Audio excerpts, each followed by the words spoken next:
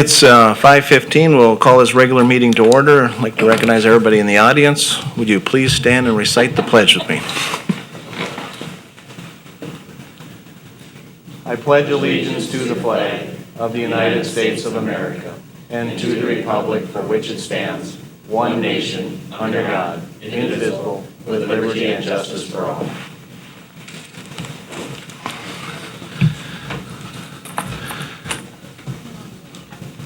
Moving on to board norms.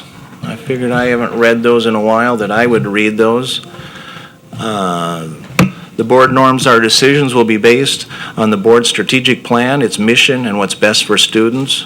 The board will act as stewards of tax dollars. Board members will complete foundation work to prepare for meetings. Meetings will be efficient. All perspectives will be heard and voiced. All members will maintain a professional decorum. We have no public communications. Is there any conflicts of interest to declare? Hearing none, moving to consent agenda is motion to approve. Motion by Brenda, seconded by Mindy. Any discussion? Hearing none, assuming roll call vote, all those in favor say aye. Aye. Opposed, same sign. Motion carries. Moving to our regular agenda, we have nothing under recognition. Under correspondence, we have one thing to bring to the board's attention. Mindy is moved from out of town to in town, so she ran as a rural person for the school board, so she has to resign since she's living in town. And we've looked at the school board association, and there's no loopholes or whatever to keep her on here because we don't want her to lose her, but it's regulation that we do it. And Sally has the board policy, what we, oh, Mindy, you want to say something? No? I didn't know if you had. Oh, Okay. Oh, okay. I didn't know if you had something to read. I didn't want to. No. Okay. This is my Eagles list. You should move back. That's what I think. Or one of us move to the country. In board policy, when there's a vacancy on the school board, either resignation or residency change, in board policy and century code, there'll be an application that's sent out and given at least a minimum of a 2-week time frame for people to apply. Those are reviewed in either a special meeting or at the next board meeting. We'll see how this all plays out as far as the timing goes. We would report the applicants by name, and we would limit those candidates to 3. And each board member must vote for 3 candidates in this initial process. If if we had more than 3, we would narrow it down to 3. If no candidate, if there's not the 3, then the board votes on the candidates that are applying. And there's an application process, and they also fill out a little history about themselves. So you guys would receive those, evaluate them. The last time this was done, there was an interview process, and then the board votes. We count the votes, and that person is seated on the board at the next meeting and fills the term of Mindy until the next election, which would be 2018. They would fill the unexpired term of Yes. Mindy, yeah. So, okay. Moving on to reports. Superintendent report?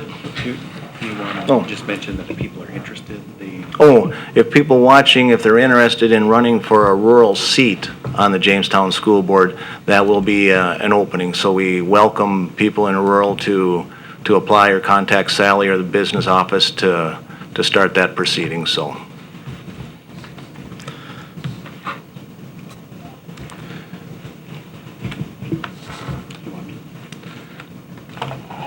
And those are allowed, so.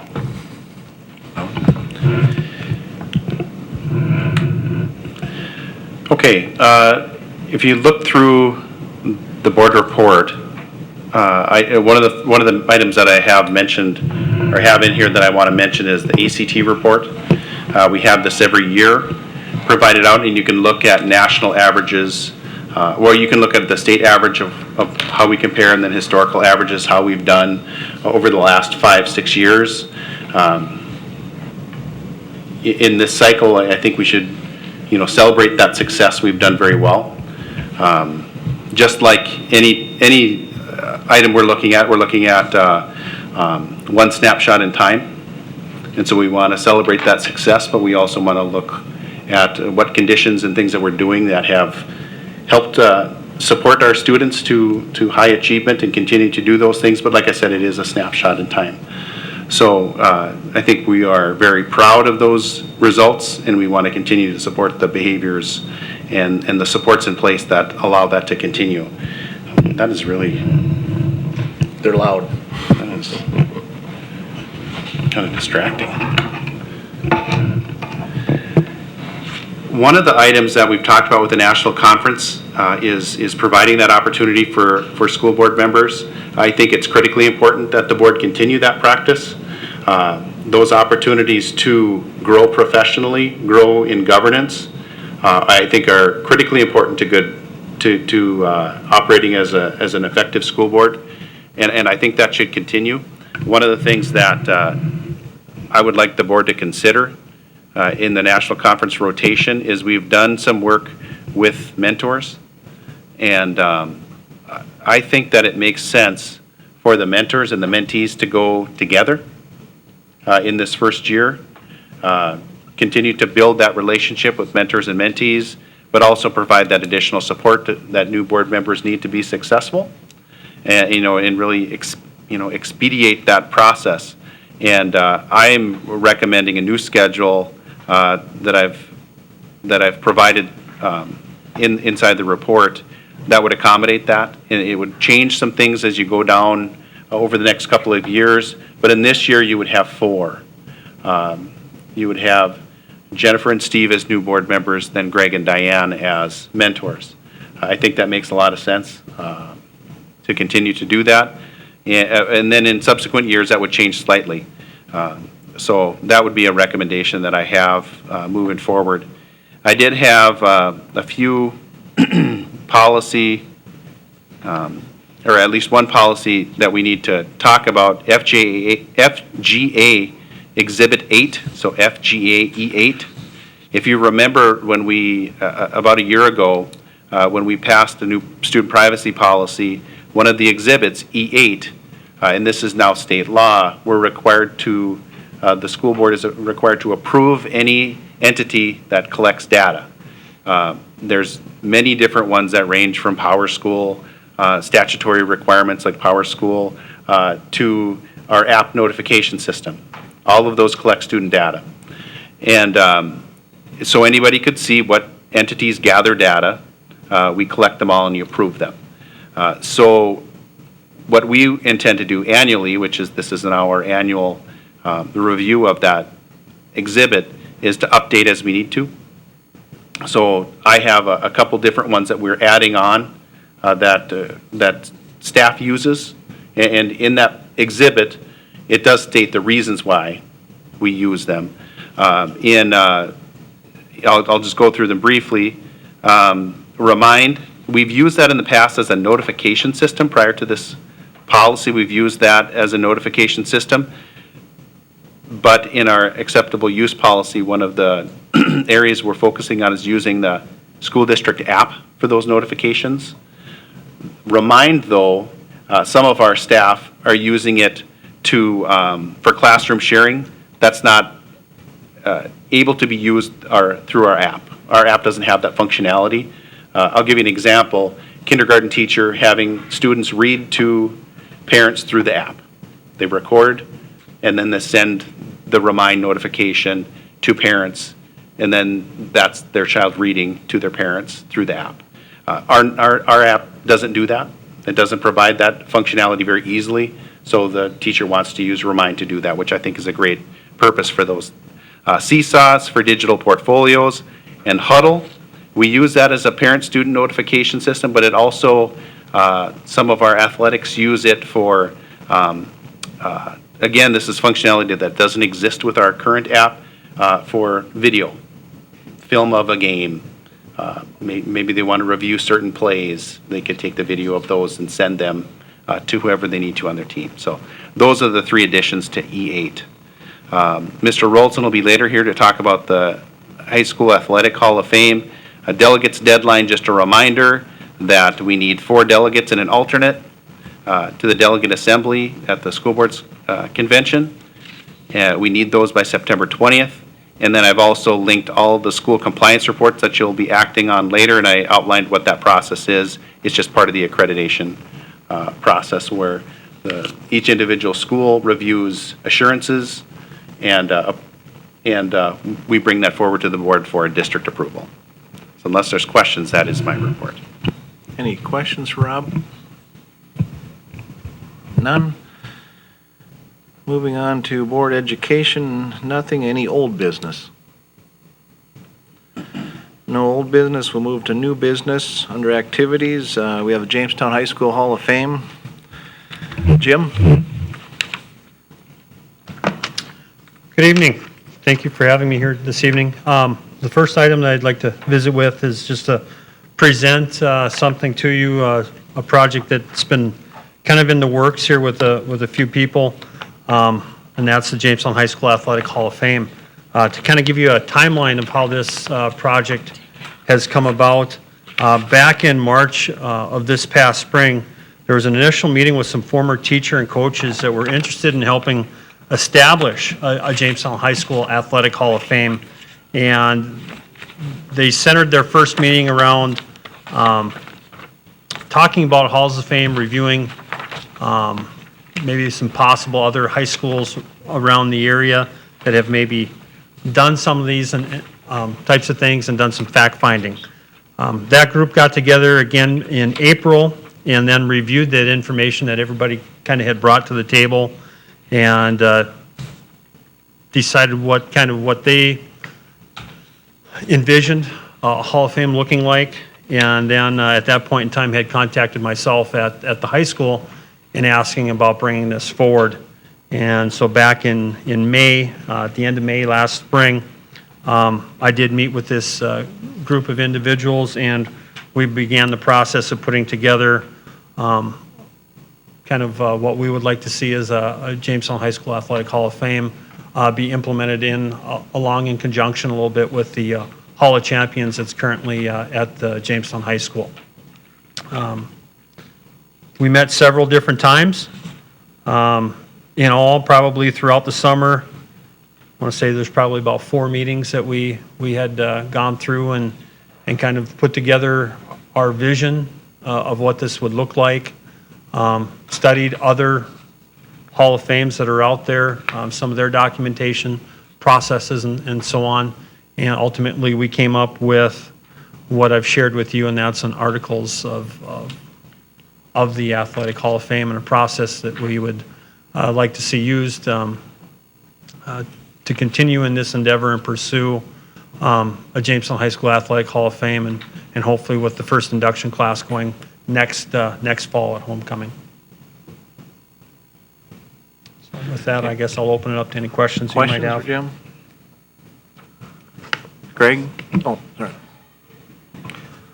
No, this is, excuse me, I know that we talked about this even years back. We talked about trying to put something together, but you said now that you've been meeting with this group and you have the articles of incorporation or whatever for it. So at this point, what are you looking for from the board? What I would like to, I guess basically what we're looking for is to share that information with you so that we can get this out publicly, that this is something that a project that we would like to pursue and go forward with. We'd like to have the support of the board and understanding that this is something that would be a value that the district would envision and agree that this is something that we want to see. We're not asking for anything financially with this. The intention of this process is to be self-supporting. Bob, you had a question? And Heidi. Yeah. Oh, there it is, yes, sorry. I'm very supportive of this, but was there ever given any thought to going beyond that, just striking the word athletic and calling it a Jamestown High School Hall of Fame? Because certainly there are people that were not involved in athletics, but they've gone on, they have very successful lives, and would it be appropriate to honor them as well? That's a good question. This particular group that brought this forward to me, it was purely athletics. That was their intent, and so therefore, the conversation from there did center around athletics. Is there potential for this to pursue that? These articles were built in mind that this is a living document, that there possibly could be changes to it. Heidi? Yeah, I guess I'd agree with Bob. I think I would like to see it be a little more inclusive and include just a JHS Hall of Fame and look into that. I see you've done a nice job writing up the articles of organization here. And even when you look at like something like 10 a year inducting, if you open it up to more of just JHS Hall of Fame, you might have 10 years, probably quite a few, and that might work out a little better for that. My second question is now the twofold kind of. The student council was kind of working on something kind of like this. Can you explain that? And then how do they feel about this being involved and incorporated with their homecoming? The student council is their endeavor that they've pursued for the last several years has been the Hall of Champions, and that is been designated basically the team pictures of state championship teams as well as individual state champions. That is their project. This is something that would be separate from that, but would house in the same hallway. The second part of my question is how does the student council feel about their homecoming being involved with this? I did visit with the advisor, Mr. Gardner, and asked if this is something that would fit into the Pep Fest or Pep Rally type of thing, and he felt that it would be very appropriate and welcome, that I think it would probably provide maybe more beef to that Pep Rally as far as an agenda and things that are going on there, as well as provide an opportunity for some more attendance at that. And we'd also recognize at halftime of the football game as well, the inductees of that class. Jennifer? I want to thank the committee for doing this. Coming out and doing this, to recognize individuals that have and groups that have promoted JHS in a positive manner. I think that's fantastic. However, I would recommend that this not be solely for athletics, that this be a JHS Hall of Fame, so that we can promote all teachers and students and others that have contributed to JHS to make it great, because there's lots of people that have done outstanding and positive things, and it's not athletics. So I would recommend to this committee or to you to please consider making this a JHS Hall of Fame. Greg? Yeah, I would, I wouldn't disagree with that, but I think the focus of this one really, and with the people involved, was focusing on athletics. I think if we did try to encompass the other thing, that we could be a long time away from getting anything put in place, because I think there'd be a lot more involved. I think there should be another group, and maybe that's a subgroup of this, or maybe that's a group that encompasses some of these people that would have a more broader approach, because I think the focus of this was athletics, and I do think that we need something similar to this, and maybe this can work as a model that would open it up to all of the achievements of the students and the staff. Because I think the more, let's say, different opportunities that we have to recognize our students and our faculty and whoever else is involved, the better. So I think in addition to this, I think this can serve as a model. And then I would recommend us looking at having one that would encompass the broader range of people. Because then you're going to be recognizing more, not just concentrating, trying to get both athletics and achievements in this one policy. I mean, that's kind of how I see it. So I don't disagree that we need to look at the broader scale, but I'd like to see that as something in addition to or separate from just the athletics. A person could, Jim, amend this document too to include that, or is it something that, would you suggest that a person goes to another Hall of Fame or versus just an athletic Hall of Fame?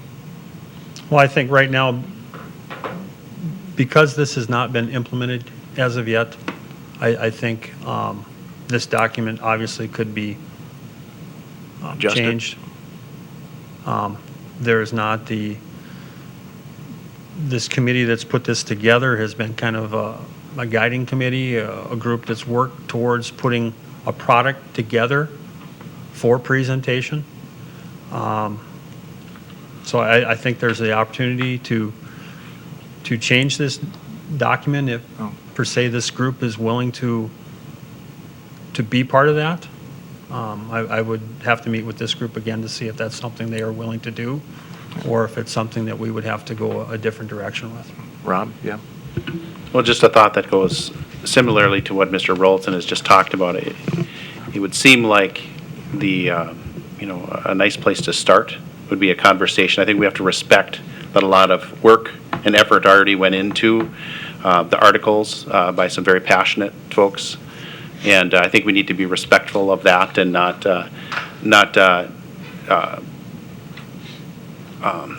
exert the authority to say we want this to look differently, but rather suggest these are some of the feelings that the board collectively had, and request that those issues be considered, and see how they would best play out. If that's the direction to go immediately to do that, if it's something that can happen over time, if it's something that should be a separate group. It would seem to me to be respectful that we look at the group that's already done work and we bring those concerns, or suggestions maybe is the better term, bring those suggestions to them and see if they'd be willing to expand that. And then I would think that would be a good first step.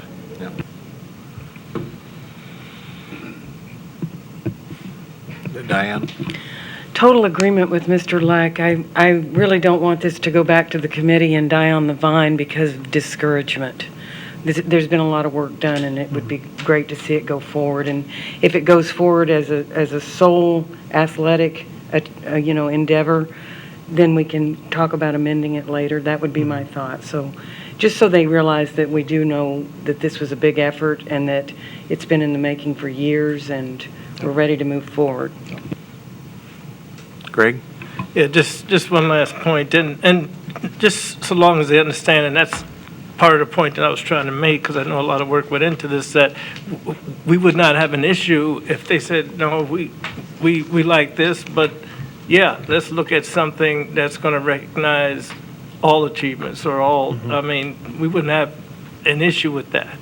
Okay, so if this, what I'm saying, the board would have to agree to it, but definitely the work, we just be sure to let them know how much we appreciate the work that they've gone into, and if they had recommendations, as been said already, whether it be something in addition to this or something totally separate, but yet something that we can put in place. I think that's what the board is saying. We'd like to see something that would have a broader scope, but this is definitely a great step forward. Heidi? How long have they been working on this, Jim? Do you know? They first met back in March, Okay. and our last meeting was beginning of August. Okay. Yeah, and I And can see we by met the, basically every week to 2 weeks. yeah, I can see by the list of names on the committee here, there's a lot of passion for what they're doing. And so appreciate the work that they've done, and just maybe just take back some of the suggestions and see what they think and bring it back to the board. Okay. Okay.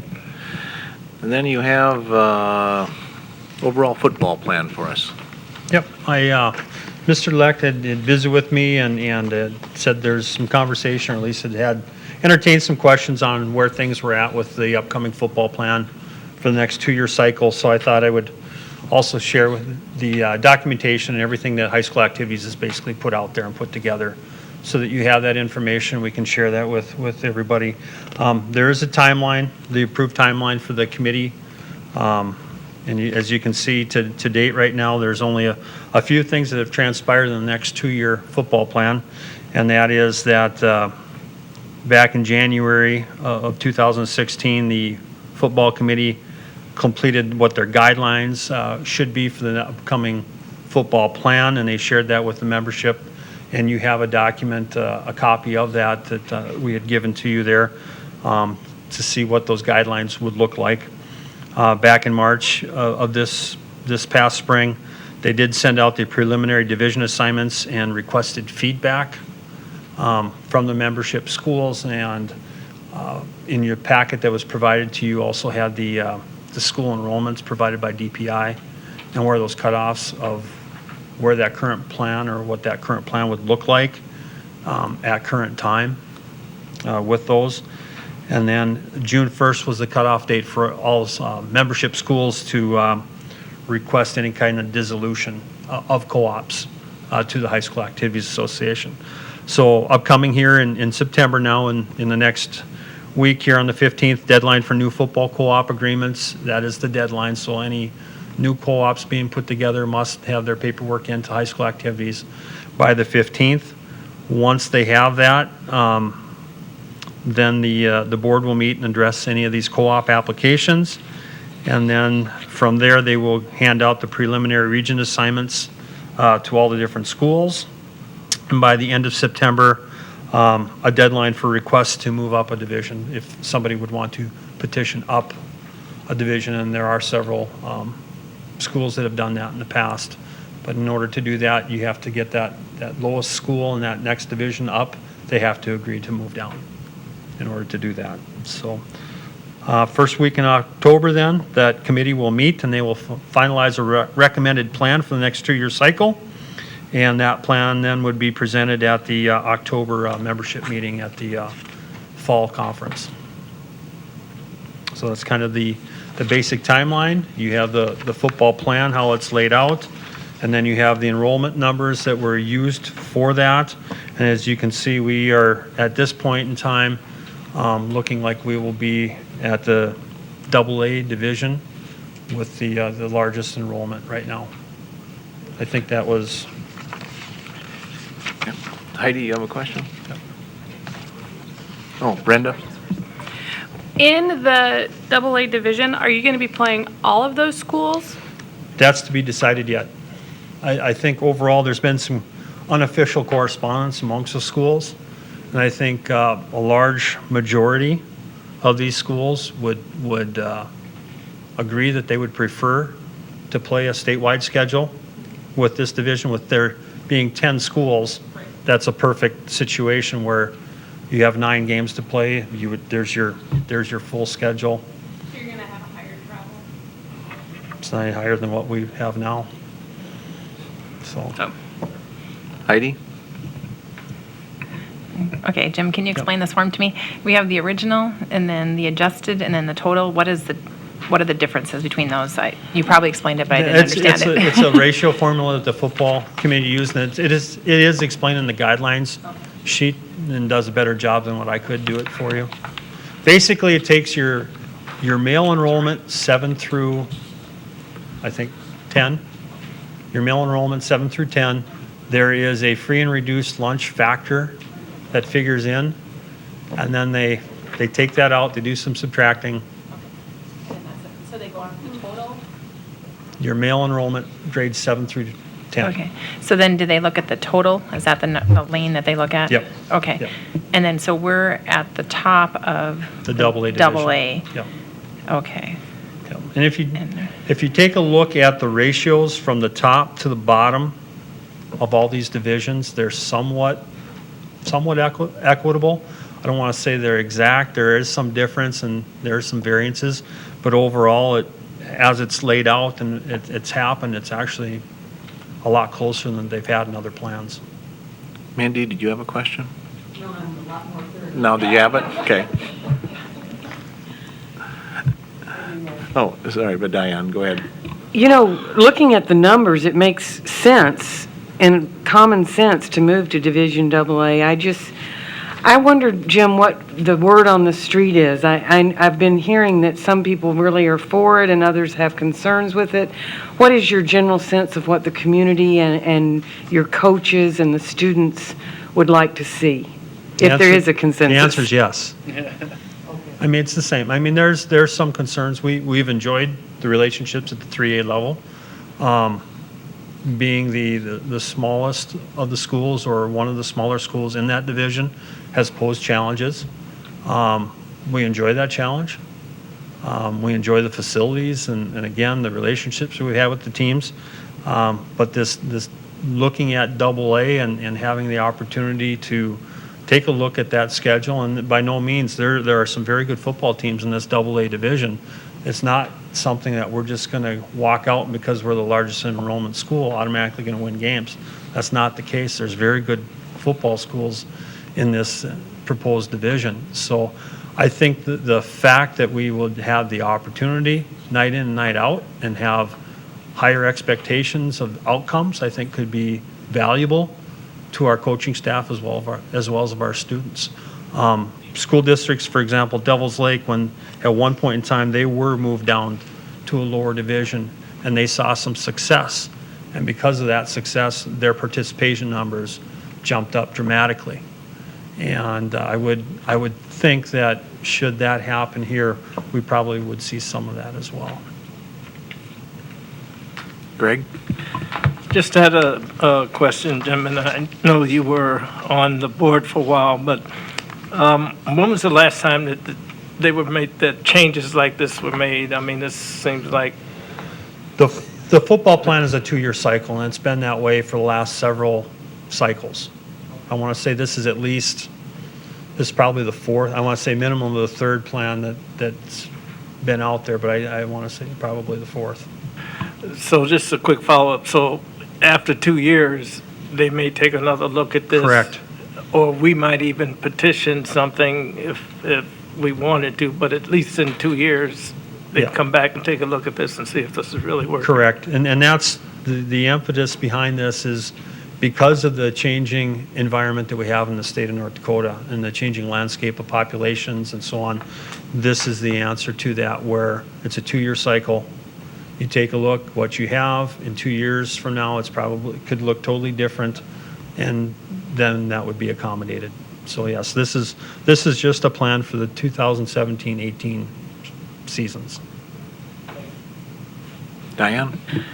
Could you clarify for me, you mentioned when a team wants to move up, did I understand you to say then a team needs to move down? Correct. To even, okay. Is there a team that's going to move up as we move down in the works? No, the original plan here that was proposed by the committee called for, 14 teams at AAA, 10 at AA, and so on. Those were numbers that were laid out, and then from there, once the enrollments have shown up, then they slotted those schools into that. So if as an example, if we wanted to move up to the AAA level, we would have to petition to move up, but in order to do that, Fargo North, which is the lowest Division 3A school on there, they would have to agree to move down. Rob, you had a comment? No? I was just going to clarify. Okay. Any other questions for Jim, or? No, thanks for coming, Okay, and thanks thank for you. the You information. bet. Moving to letter C, is there approval to commit $15,000 to the Jack Brown Stadium dugout project? Motion by Mindy, seconded by Heidi. Any discussion? Heidi? Just like to thank Jeff Gold for moving forward with the plans for this, and it'll be a nice facility when they get it done, and for the use of our school district as well. Any other? Greg? Yeah, and one other point, I mean, we do make good use of it, and it's not like we're paying for the whole dugout. There's a lot more cost to it than this, but we felt this would be our fair share. We definitely get a benefit from it, so. Any other discussion? Hearing none, assuming roll call vote, all those in favor say aye. Aye. Opposed, same sign. Motion carries. We have nothing under Building and Grounds Curriculum Finance. There a motion to approve to submit a professional development grant for $20,000 to the State of North Dakota Department of Public Instruction to provide additional training for the MTSS initiative. Motion by Brenda, seconded by Bob. Any discussion? Just Greg? definition MTSS. Multi-tiered systems of support. It's the intervention system, our pathways for intensive, strategic, benchmark, and advanced students. So it's the first step in a process for those pathways. Any other discussion? Hearing none, assuming roll call vote, all those in favor say aye. Aye. Opposed, same sign. Motion carries. Moving to personnel.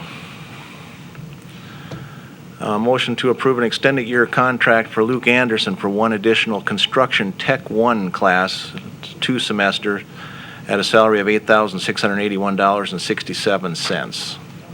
Motion by Mindy, seconded by Jennifer. Any discussion?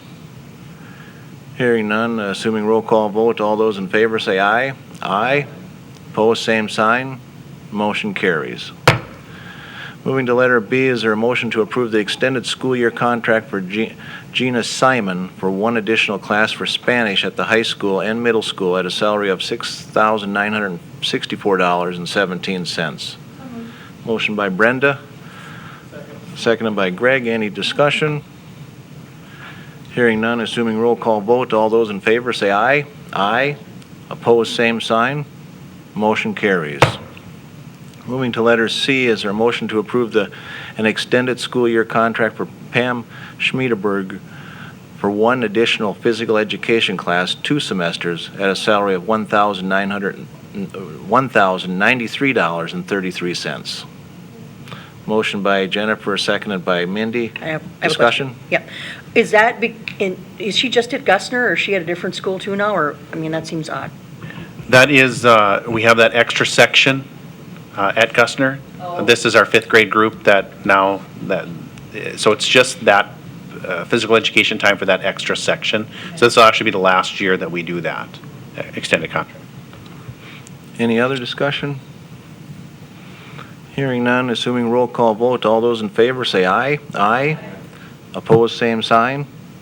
Motion carries. Moving to policy and procedures, is there a motion for the first reading of amendment to FGA E8, parties approved to receive student data? Motion by Brenda, seconded by Bob. Any discussion?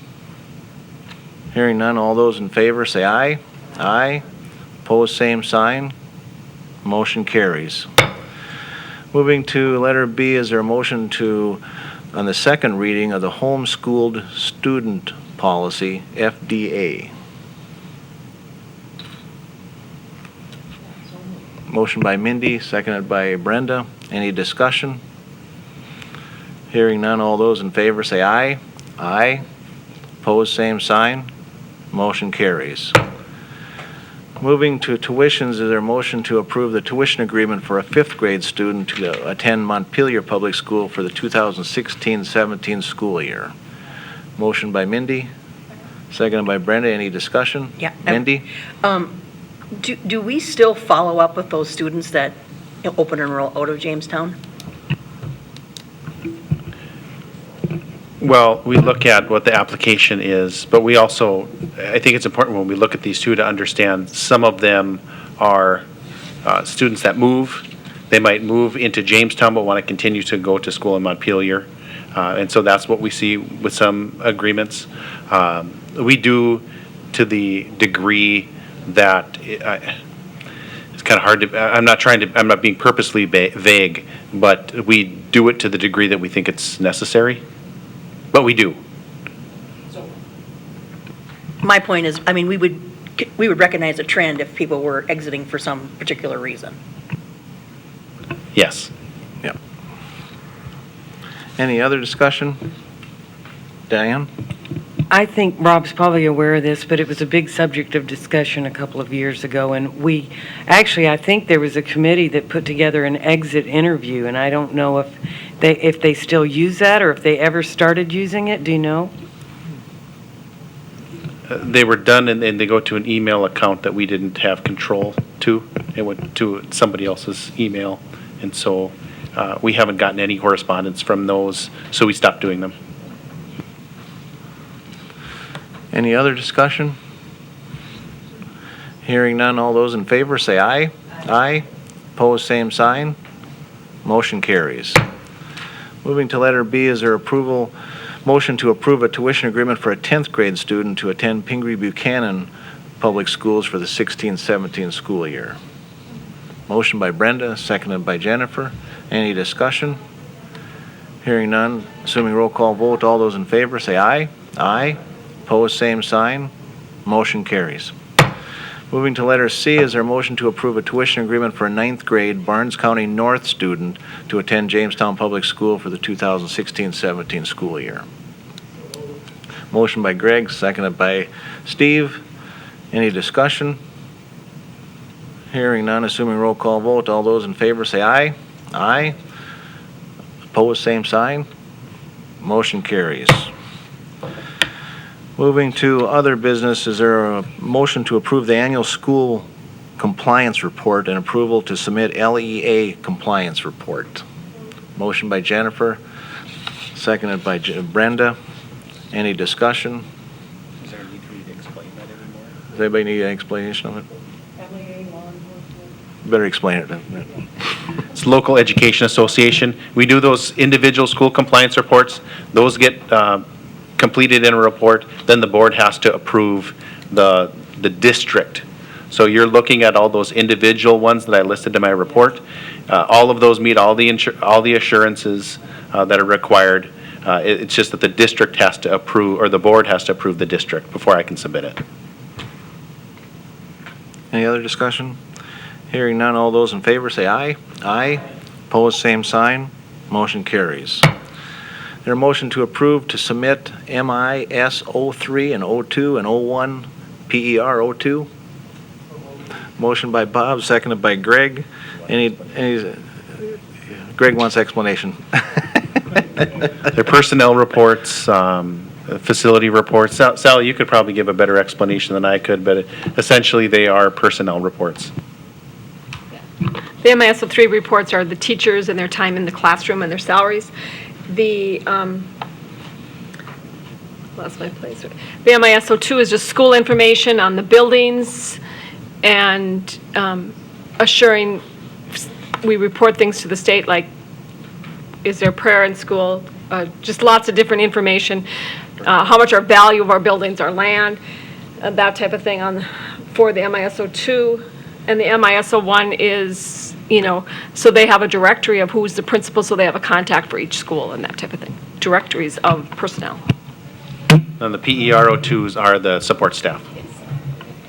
Question. Oh, Greg? Yeah, I just wanted to comment on the parent school. Yes, always before every test, so that happens. Any other discussion? Hearing none, all those in favor say aye. Aye. Opposed, same sign. Motion carries. Executive session for attorney consultations. Diane, would you like to read that? Does somebody have it up? Mindy?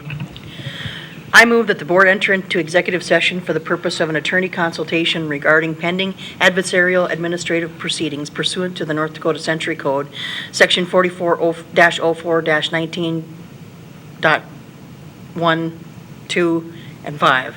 And what? Subsection. Okay, subsections 1, 2, and 5. And to discuss negotiating strategy or provide negotiating instructions to the district's attorney regarding the Office for Civil Rights proposed resolution agreement when an open meeting would have had an adverse fiscal effect on the bargaining position of the district pursuant to Section 44-04-19, subsection 1 and 9. That the following members and administrators be identified as being present. School board members Greg Allen, Diane Hansen, Roger Hout, Heidi Larson, Brenda Remick, Jennifer Schmidt, Mindy Schmitz, Robert Toso, and Steve Veldkamp. Superintendent Robert Leck, Business Manager Sally Ost, and Attorney Meredith Vukolect via telephone. That the date and time are September 6th, 6 o'clock. Hold on. That only the following topic will be considered in the executive session, pending adversarial administrative proceedings and negotiating strategy or providing negotiating instructions to district's attorney. That the executive session be recorded. Is there a second? Seconded by Bob. All those in favor say aye. Oh, roll call. Sally? Hanson? Yes. Roger Hout? Yes. Robert Toso? Diane Hanson? Yes. Greg Allen? Yes. Mindy Schmitz? Yes. Jennifer Schmidt? Yes. Brenda Remick? Yes. And Steve Belkamp. Motion passes 9-0. Then we'll be back after my executive session to go over the rest of the meeting, so.